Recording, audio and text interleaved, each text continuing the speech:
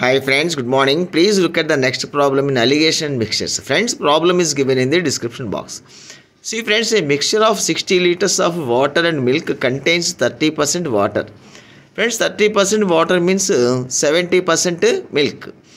Friends, here our question is how many liters of pure milk must be added to this mixture so that water will be 20% in the final mixture. Friends, water 20% means milk 80%. Friends, this problem can be solved by applying rule of alligation. By applying rule of alligation, we get the quantities ratio. That is, cheaper quantity is to dearer quantity.